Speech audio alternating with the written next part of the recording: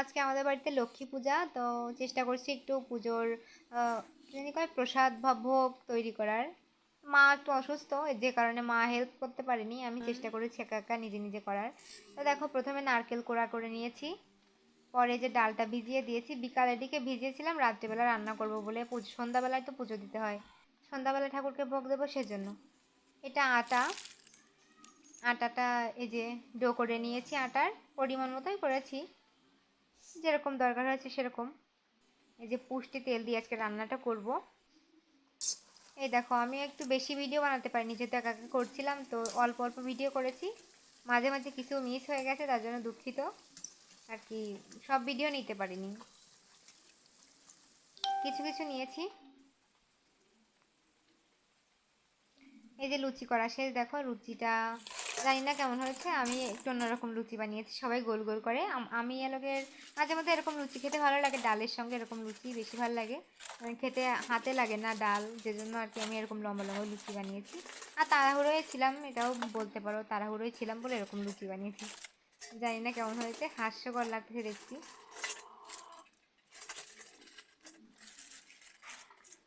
তোমরা কে কী করেছো লক্ষ্মী পুজোতে? দেখো দেখো, কয়েকটা পুড়েও গেছে লুচি।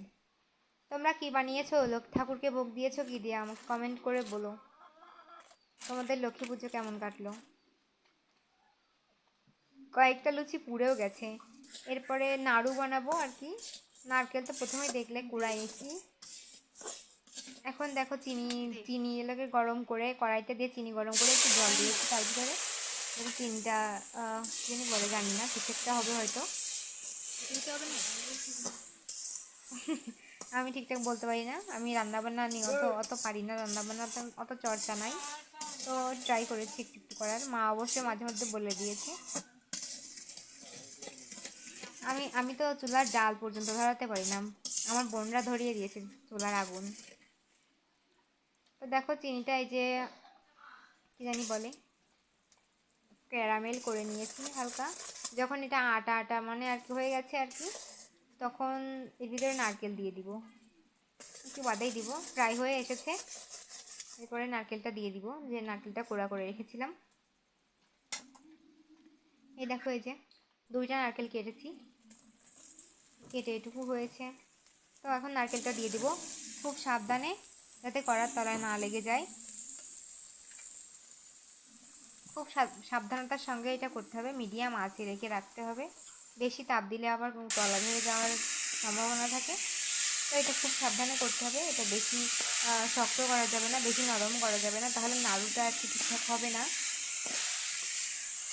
তো আমি চেষ্টা করেছি করার, জানি না কতদূর কী হয়েছে। আজকে প্রথম করেছি একা একা, তাও হয়েছে মোটামুটি আর কি, খাওয়া যাচ্ছে। এসে তো দেখো। তো আস্তে আস্তে নাড়াচ্ছিলাম, এটা যাতে তলায় না লেগে যায়, তলা ধরে না যায়, সেজন্য খুব সাবধানতার সঙ্গে এটা ভাজতে হবে বা গরম করতে হবে, যাই হোক যা কিছু করতে হবে, কিছু একটা করতে হবে। করেছি, চেষ্টা করেছি, জানি না কতদূর কী হয়েছে।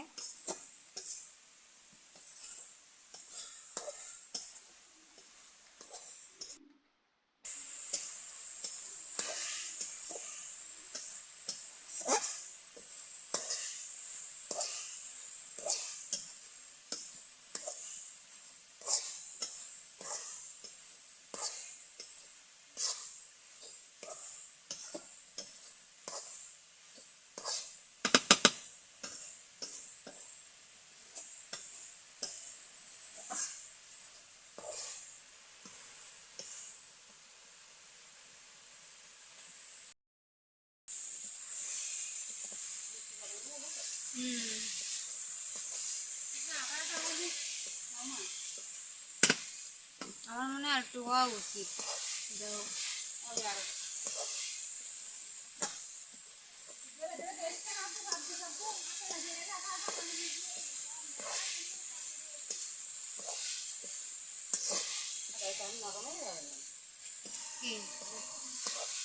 এগুলো পুজোর জন্য রেখেছি, হবে না।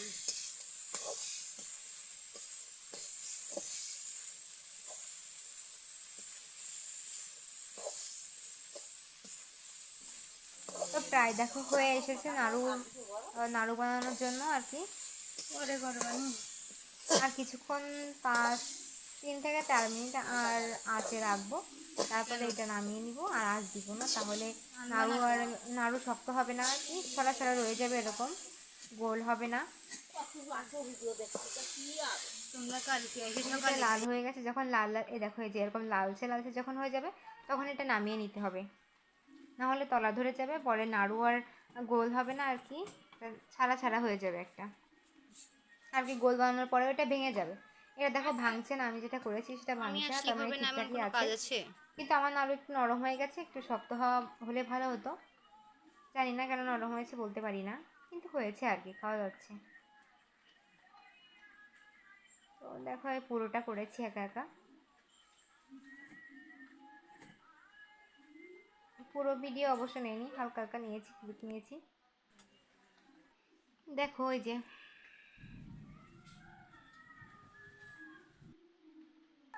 নাড়ু করা শেষ, নাড়ু পরে দেখাবো তোমাদের।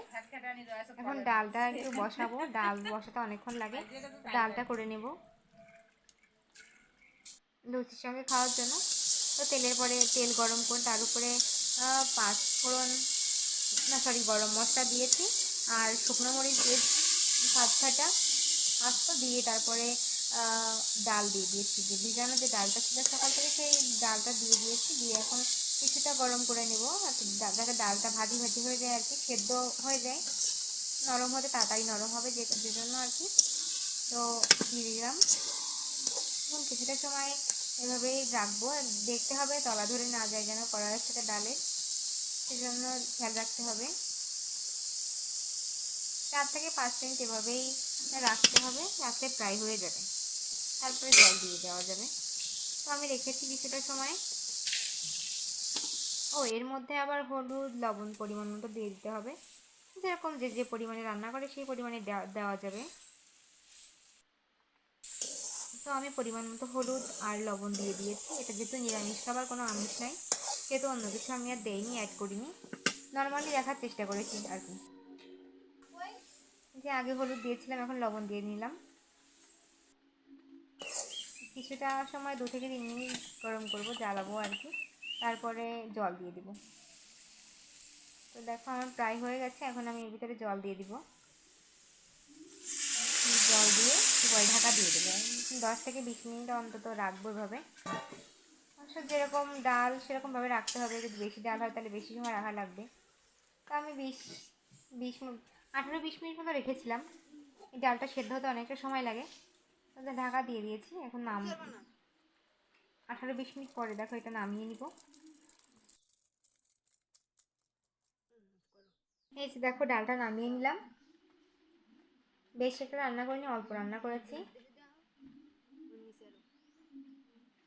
তারপরে পুজোর প্রসাদের জন্য আখ, লেবু এগুলো কেটে নিয়েছি, এখানে একটা লেবু আছে, কয়েকটা আখ আছে, এগুলো অবশ্য ভোগে দেওয়ার জন্য করেছিলাম।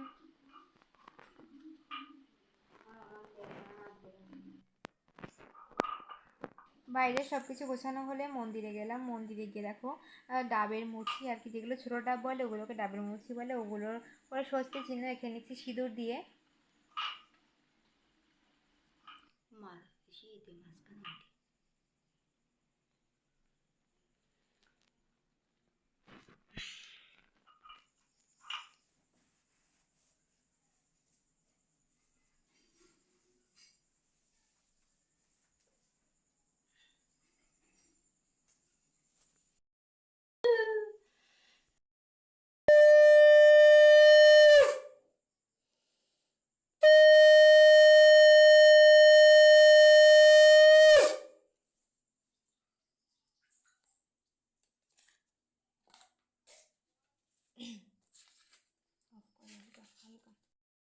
নারায়ণ নরস্কৃতং নববৈষ্ণবতমং দেবীং সরস্বত্য বৈষ্ণবতজায় মুদিরায়ং বন্দে বিষ্ণুপ্রিয়াং দেবীং দারিদ্র দুঃখ নাশিনীং ক্ষীরোদপুত্রী কেশবকান্তং বিষ্ণুবক্ষ বিলাসিনীং। মল আকাশ মৃদমন্দ বহিতেছে মলয় বাতাস, লক্ষ্মী দেবীর বামে রয়ে বসি নারায়ণ, কহিতেছে নানা কথা দুঃখে আলাপন, এনাকালে বিনা করে আসি মুনিবার, উপনীত হইয়া আসি বৈকুণ্ঠে নগর, ভক্তি ভরা যুগলেতে করিয়া প্রণতি, কহিয়া নারদ মুনি লক্ষ্মী দেবীর প্রতি, কি কারণে আজি হেতা লক্ষ্মী জিজ্ঞাসিলা, পদনতি পুনরায় ঋষি নিবেদিলা, কেন মগ নরপতি তব অবিচার, চঞ্চল চপলা প্রায় ফেরো দ্বারে দ্বারে, ক্ষণকালে দ্বারে তব নাহি কোদায় স্থিতি, সে হেতু নরনারী ভুগিছে দুর্গতি কুক্রিয়া। তো আজকে এই পর্যন্ত, আমি পুরো ভিডিও করিনি পূজার, প্রায় পূজা শেষ। আরও তোমাদের যদি আমার ভিডিওটি ভালো লাগে তাহলে আমার চ্যানেলটি সাবস্ক্রাইব করে দিও। আর তোমরা পূজা কেমনভাবে দিয়েছো কমেন্ট করে অবশ্যই বলো। তোমাদের লক্ষ্মী পূজা কেমন কেটেছে অবশ্যই কমেন্ট করে বলো। আমার লক্ষ্মী পূজা খুবই ভালো কেটেছে। সবাইকে শুভ লক্ষ্মী পূজার শুভেচ্ছা রইল।